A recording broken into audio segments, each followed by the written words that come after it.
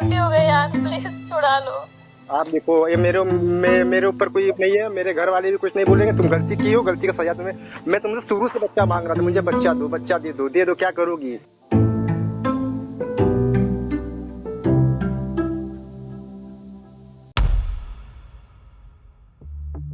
इस वीडियो में नजर आने वाली 3 साल की काव्या, जो अपनी उम्र से कहीं ज्यादा मासूम थी, वो एक ऐसी बच्ची थी जिसके चेहरे की मुस्कान उसके घर का सुकून थी। लेकिन किसी ने नहीं सोचा था कि उसकी वही मुस्कान एक दिन पूरे शहर को हिला देगी।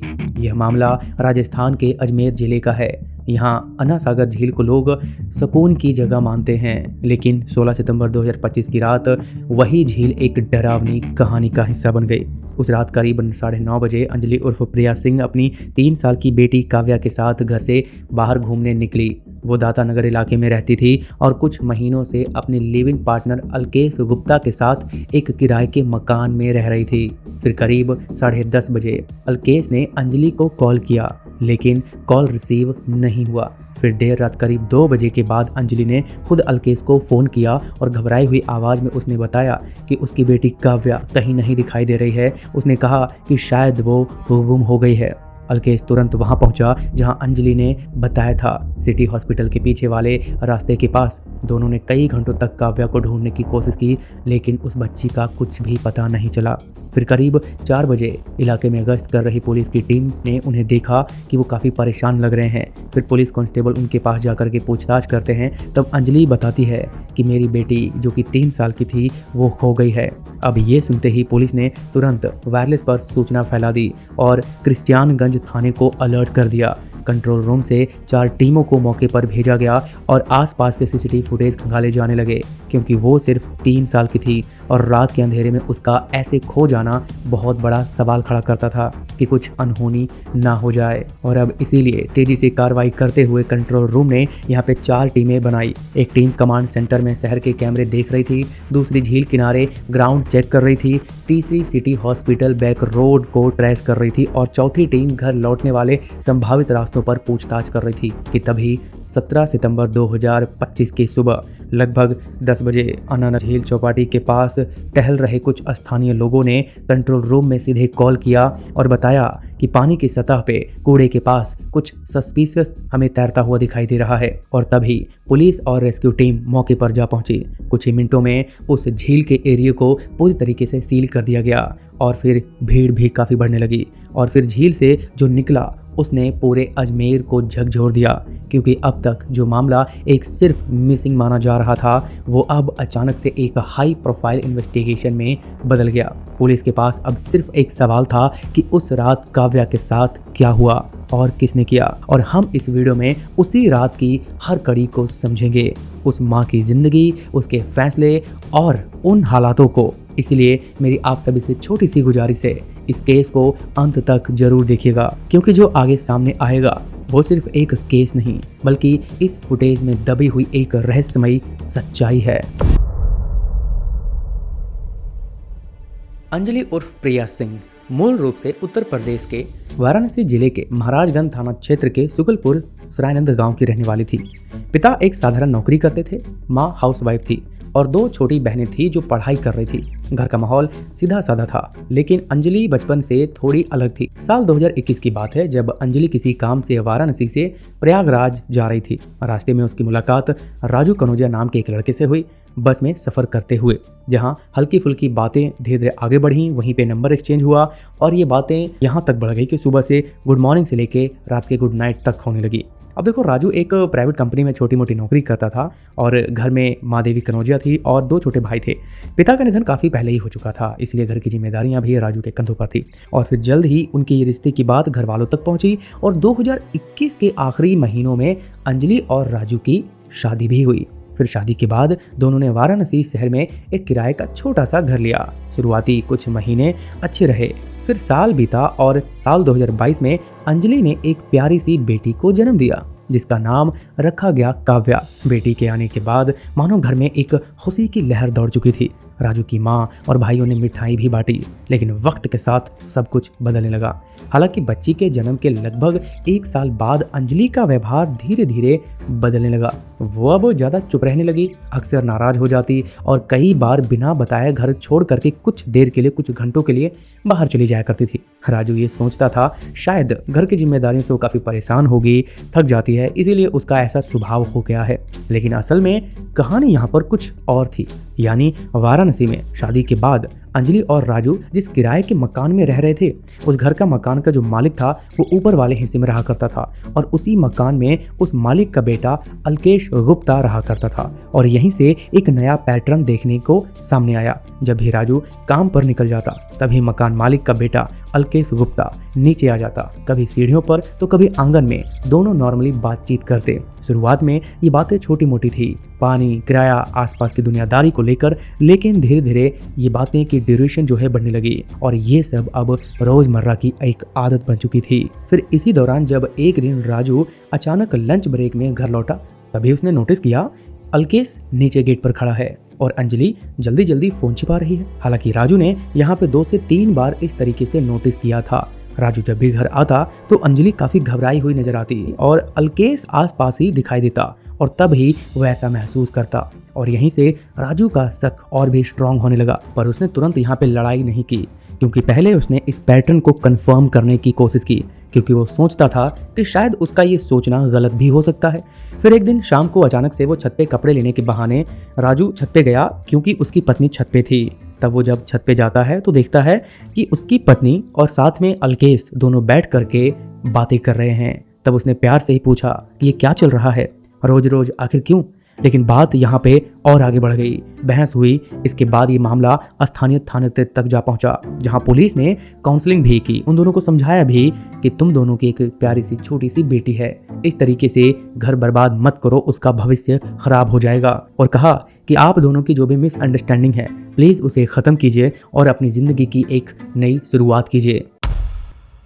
अब यहाँ पे माहौल नॉर्मल होने की बजाय और भी ज़्यादा हाई होता जा रहा था, घर में और झगड़े बढ़ने लगे। इनफैक्ट अब एक टाइम ऐसा भी आ गया जब राजू से उसकी पत्नी बात करने से भी टलने लगी थी और यहीं से ये रिश्ता और भी टूट के बिखरने लगा। पहले विश्वास खत्म हुआ, फिर अलग बहाने और फिर आखिर में अंजलि ने ये कह दिया कि वो प्रयागराज में अपनी बहन के साथ रहना चाहती है, यहाँ पर नहीं। वो चाहती है कि वहाँ पर रहेगी और ख़ुद नौकरी करके अपनी बेटी का पालन पोषण करेगी। लेकिन यहाँ पे राजू ने मना नहीं किया, बस इतना कह दिया कि ठीक है, लेकिन हमारी बेटी को मेरे पास छोड़ दो, मैं उसे संभाल लूँगा। लेकिन अंजलि ने यहाँ पे साफ इनकार कर दिया और कहा मैं जहाँ रहूँगी वहीं पर मेरी बेटी रहेगी। और कुछ दिन बाद वो बेटी को लेकर घर से निकल गई। अब शुरुआत में राजू को लगा कि सब कुछ ठीक है, अंजलि चली गई है प्रयागराज, सच में गई है, बहन के पास चली गई है, नौकरी करेगी, बेटी का पालन पोषण करेगी। लेकिन कुछ हफ्तों बाद जब उसने उसे फ़ोन किया, यानी अंजलि को कॉल किया, तब उसका नंबर ब्लॉक लिस्ट में पाया गया। यानी कि वो समझ गया कि वो बार बार बिजी आ रहा है, तो उसका नंबर ब्लॉक लिस्ट में डाल दिया गया है और मैसेज भी डिलीवर नहीं हो रहा है। फिर अंजलि के घर वालों से पूछा गया तो वो भी बोलते हैं कि हमें बिल्कुल भी नहीं पता कि वो कहाँ गई है। तभी राजू को याद आया कि वाराणसी में मकान मालिक का वो बेटा अलकेश भी उसी टाइम से गायब है। अब दोनों के गायब होने का टाइमिंग काफ़ी मैच कर रहा था। तब जाकर के उनका जो ये संदेह था बिल्कुल पक्का हो गया कि अंजलि और अलकेश साथ में शायद कहीं भाग गए हैं।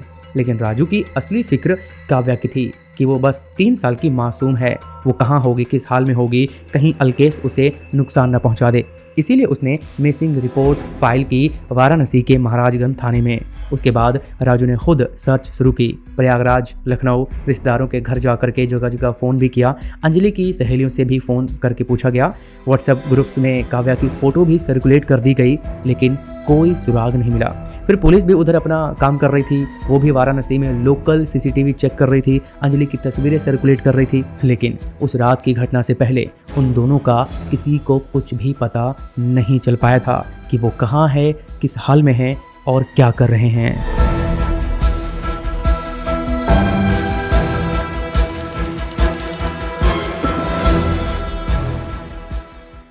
और अब समय बीता और आई वो काली रात। 6 सितंबर 2025 शाम के 7 बज चुके थे। अंजलि ने काव्या को पहले नहलाया, परफेक्ट ड्रेस पहनाई और ये सब देखकर कि काव्या बहुत खुश थी। और अब रात के 9:30 बजे दोनों घर से निकले अन्ना सागर झील की तरफ। और फिर 10:30 बजे अलकेश का कॉल आया, लेकिन अंजलि ने नहीं उठाया क्योंकि मन में कुछ और ही प्लान चल रहा था। और अब रात के 12 बजे भीड़ कम हो गई थी, दुकानें बंद, अंधेरा काफ़ी था और अंजलि ने काव्या को गोद में उठाया और सुलाना शुरू किया और काव्या सो गई। और अब रात के 2 बज चुके थे। सिटी हॉस्पिटल के पीछे अंधेरा कोना, रेलिंग के पास अंजलि रुकी, चारों तरफ देखा कि शायद उसे कोई वहाँ देख तो नहीं रहा। ये कन्फर्म करने के बाद कि कोई भी उसे नहीं देख रहा है, तभी उस बेरहम माँ ने अपनी मासूम बेटी का आया और काव्या को अन्ना सागर झील में फेंक दिया। काव्या पानी में, कोई चीख नहीं, बस पानी की गहराई से बाहर निकलते हुए वो बुलबुले।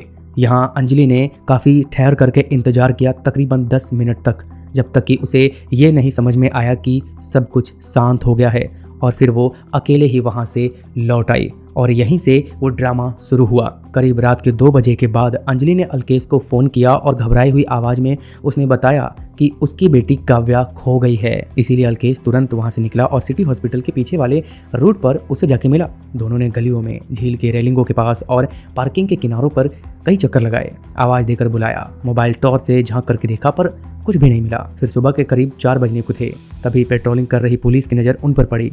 वो काफ़ी घबराए हुए नजर आ रहे थे और तभी हेड कांस्टेबल गोविंद शर्मा ने जाकर के पूछा क्या हुआ। तभी अंजलि ने नकली आंसू बहाते हुए कहा, बेटी मेरी खो गई है, पता नहीं कहाँ चली गई, सिटी हॉस्पिटल के पास वो खो गई। अंजलि बार बार बस ये भी कह रही थी कि चलते चलते शायद वो पीछे रह गई होगी, हम उसे खुद ढूंढ लेंगे। और तभी एक नाबुनियादी वो सवाल उठा कि 3 साल की बच्ची रात में कैसे खो गई, क्या लापरवाही रही होगी। इसीलिए यहीं से पुलिस का संदेह भी शुरू हो चुका था।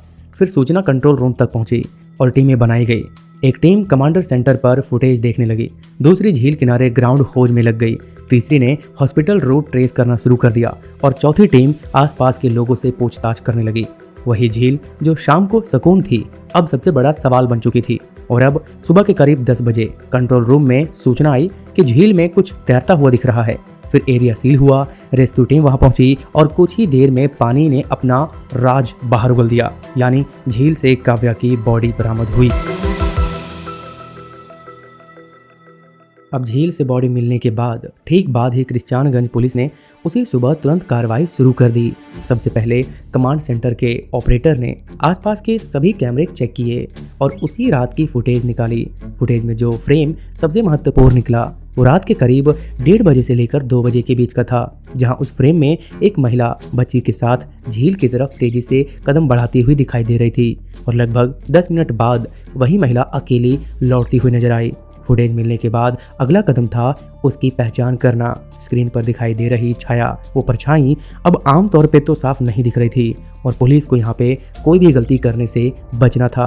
इसीलिए उस फुटेज के सबसे स्पष्ट फ्रेम से स्टिल फोटो निकाली गई और वही फोटो मौके पर उपलब्ध लोगों में, स्टाफ में और हर मौजूदा थाने में सर्कुलेट कर दी गई ताकि स्थानीय स्तर पे उसकी पहचान जल्दी से मिल सके। और यहीं पे इसी प्रक्रिया के दौरान 2 अहम बातें साथ साथ चल रही थी। पहला, होटल स्टाफ और पड़ोसियों ने फोटो देखकर ये बताया कि हाँ, ये तो हमारी होटल की रिसेप्शनिस्ट वो महिला है, यानी अंजलि, जो अपने लिव इन पार्टनर के साथ यहीं पर रहती है।